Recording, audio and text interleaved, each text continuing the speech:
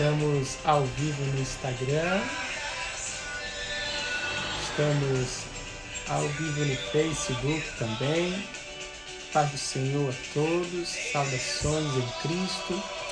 Estamos iniciando mais uma live, dando sequência aos nossos estudos bíblicos a respeito do prólogo joanino. Já estamos bem próximo do fim dos 18 versos iniciais, nos quais nós nos propomos a estudar.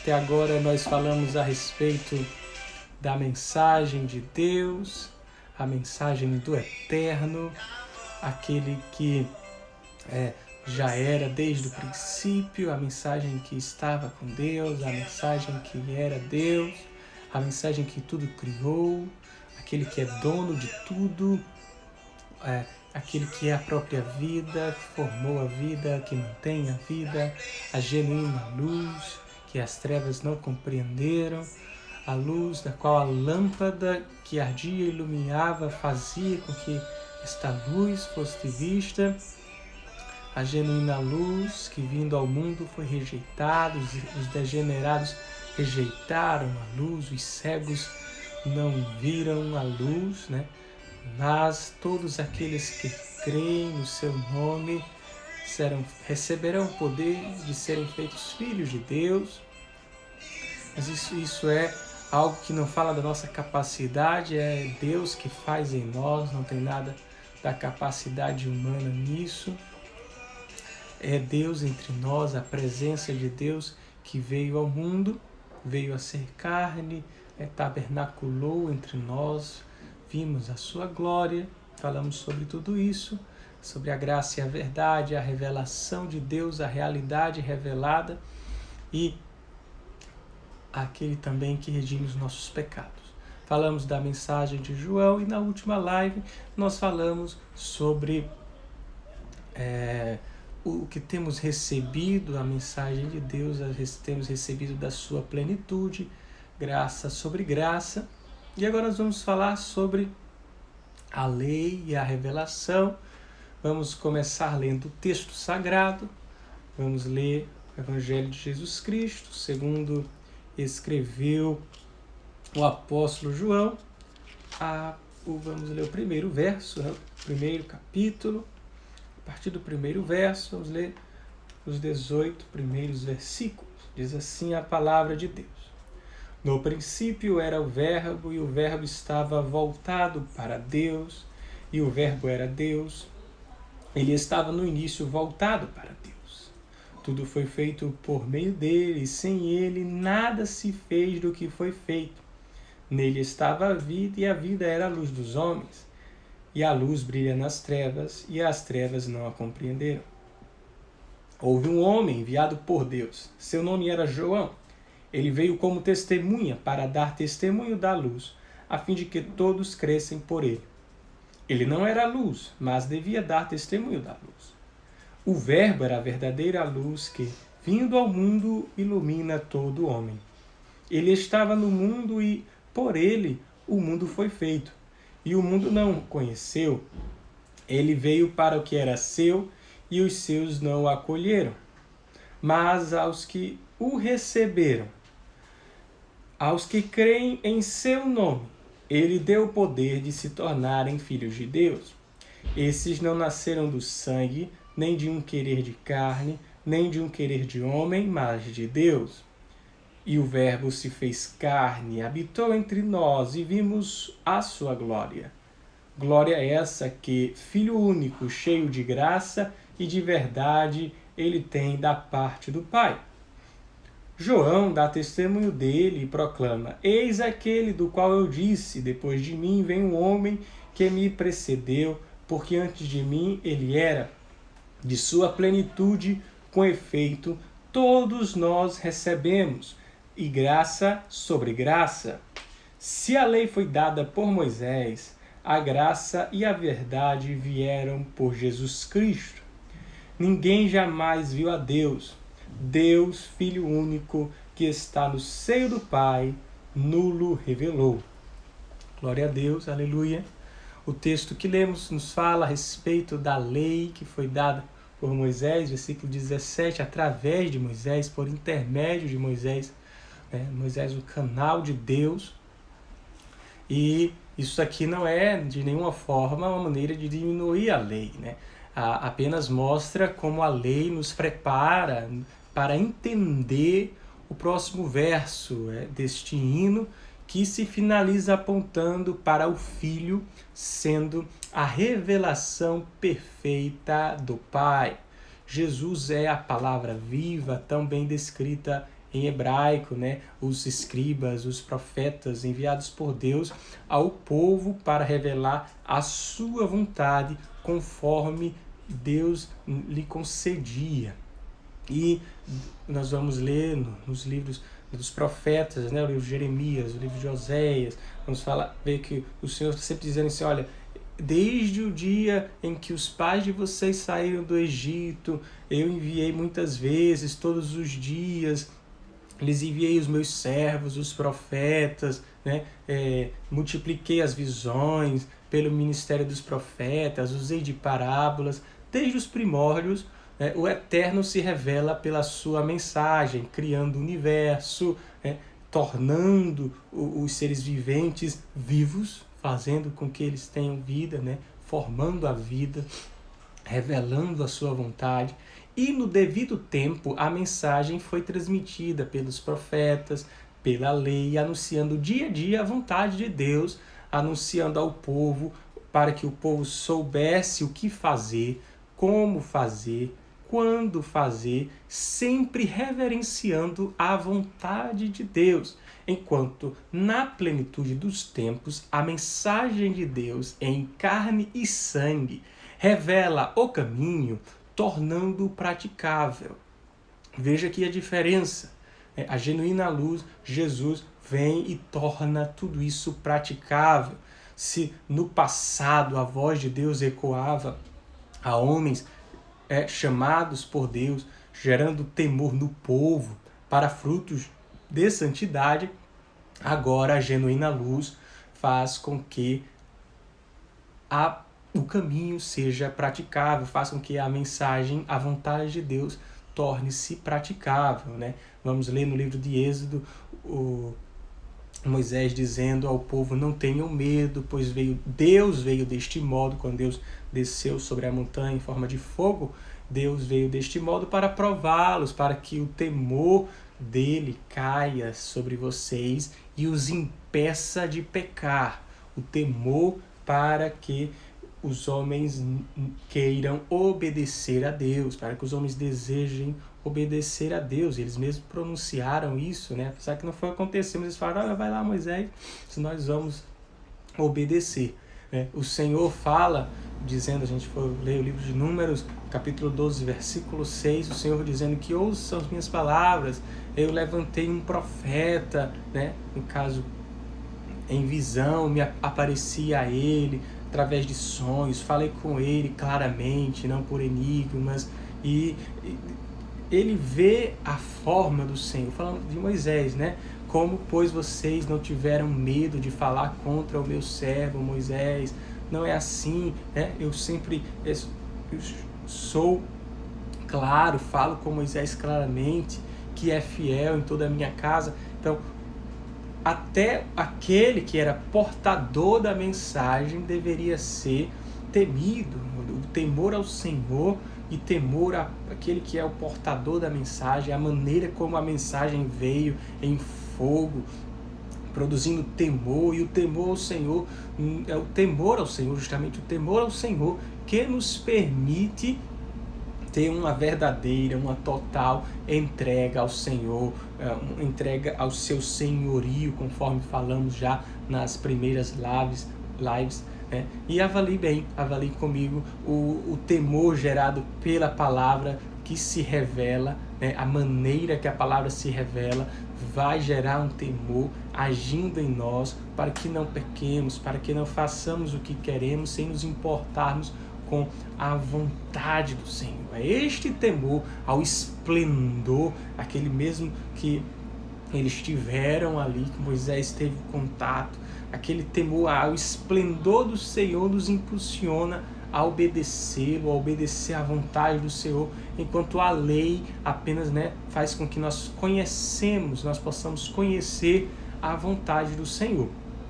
A mensagem de Deus, estamos falando aqui do Verbo de Deus, a palavra de Deus eterna, a mensagem de Deus, a segunda pessoa da Trindade, nos ensina o caminho.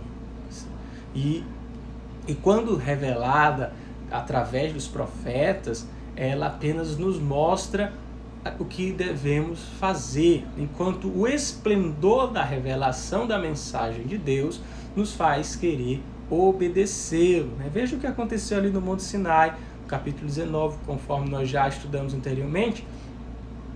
O povo temeu o que viu, disse assim: vai lá, Moisés, que volta, sobe a montanha, volta para a gente com o conteúdo da revelação do Eterno, que isto que nós vimos é o suficiente, já basta, nós queremos agradar esse Deus, é o Deus que nos tirou do Egito.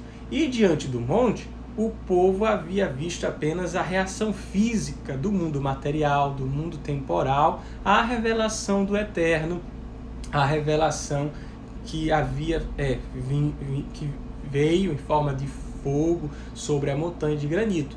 E esta visão, segundo o povo, era o suficiente. Eles disseram que não, a gente já viu o suficiente, a gente não quer mais, a gente já viu demais desta transformação física causada pelo esplendor da revelação.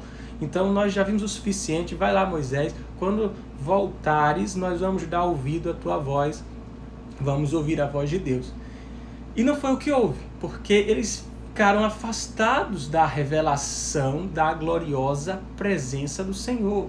E afastados desta revelação não há temor ao Senhor, portanto não há obediência. Afastado da revelação da gloriosa presença do Senhor, não vai haver jamais obediência.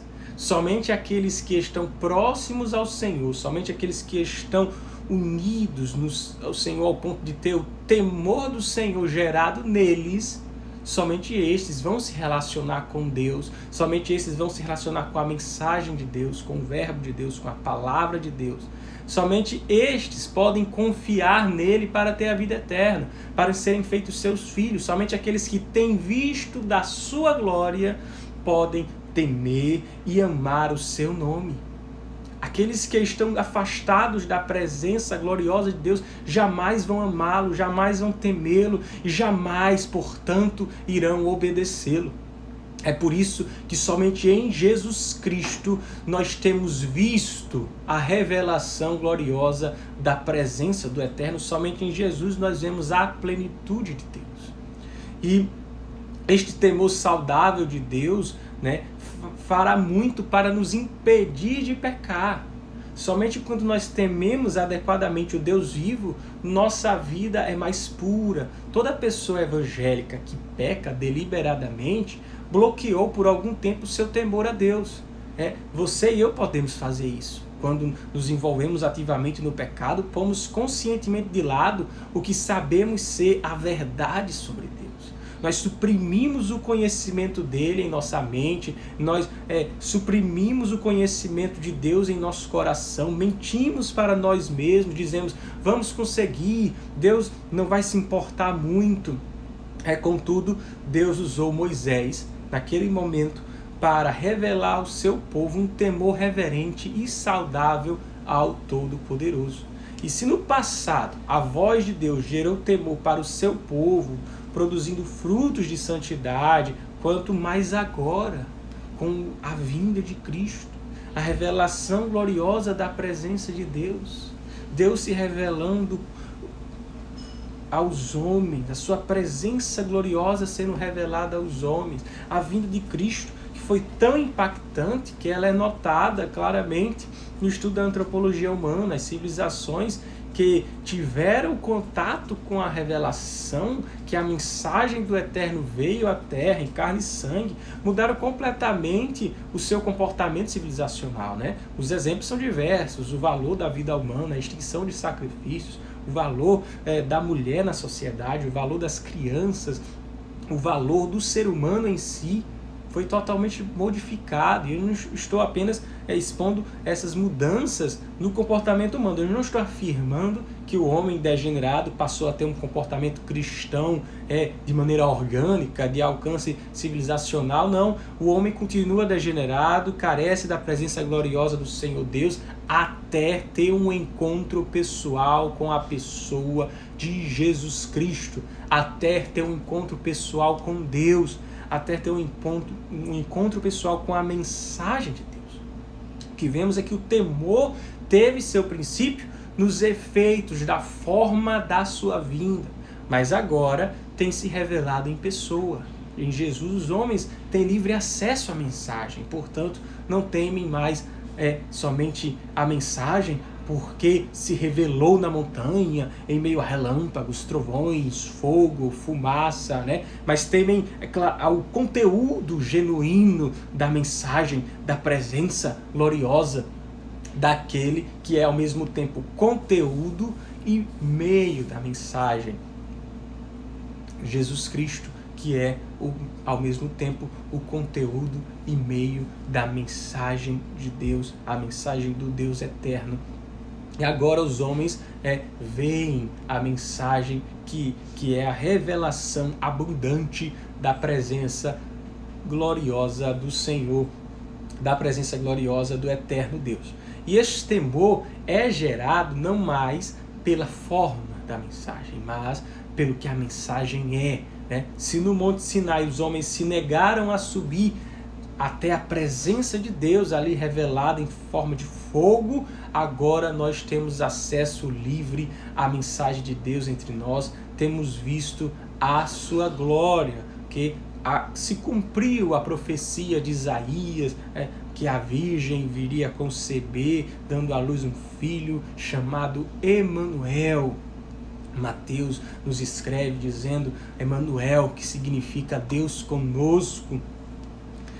E em Jesus Cristo realmente Deus veio até nós cheio de graça e de verdade. Na pessoa de Jesus a presença gloriosa de Deus é revelada, a presença gloriosa finalmente está entre nós, é Deus entre nós. A graça e a verdade vieram por intermédio de Jesus Cristo, a realidade veio por intermédio de Jesus Cristo, a palavra viva que faz tudo aquilo que lhe apraz, tudo aquilo que lhe agrada, agora vem em carne e sangue, mostrando o esplendor que a lei jamais poderia mostrar, o esplendor que a lei jamais poderia revelar, a gloriosa presença de Deus em toda a sua plenitude, de maneira que jamais poderia ocorrer por intermédio de Moisés, ou mesmo por um anjo, não. Somente em Cristo o soberano se revela, somente em Cristo Jesus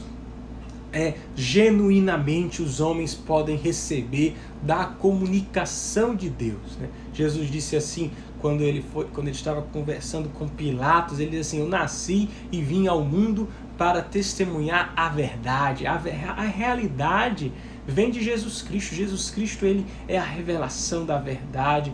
Jesus Cristo disse que todos aqueles que amam a verdade ouvem a minha voz, porque a sua missão é nos comunicar a mensagem, a verdade do eterno.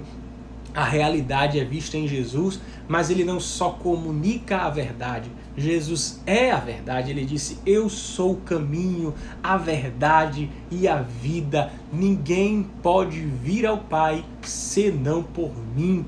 O eterno Criador tem uma mensagem para comunicar aos homens, mas ele não só emite a mensagem, ele a é. A essência da comunicação de Deus aos homens não é algo, mas alguém. A mensagem de Deus aos homens é o próprio eterno Deus. Ele está desde o princípio se revelando através da sua palavra. A mensagem de Deus, né? A palavra de Deus, o verbo de Deus, é Deus se revelando aos homens.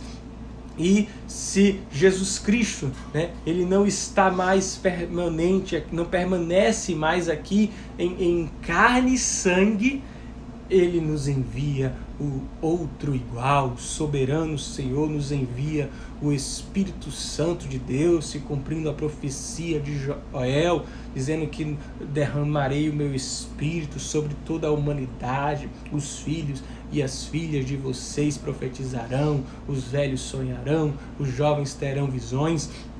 E os apóstolos viram no seu dia a dia Jesus Cristo em carne e sangue, eles conviveram com Jesus, mas foi em Atos 2 que Pedro declarou o cumprimento desta profecia de Joel, o derramamento do Espírito é sim revelação graciosa da gloriosa presença do Eterno. O nosso encontro com o Espírito Santo é graça sobre graça, é a verdade que se pode revelar do Eterno à medida que nós podemos suportar. O pecado não é mais o nosso Senhor, nós não vivemos mais sob a lei, mas sob a graça de Deus. A lei nos mostra a vontade do Eterno, pela lei nós sabemos o que Deus quer de nós.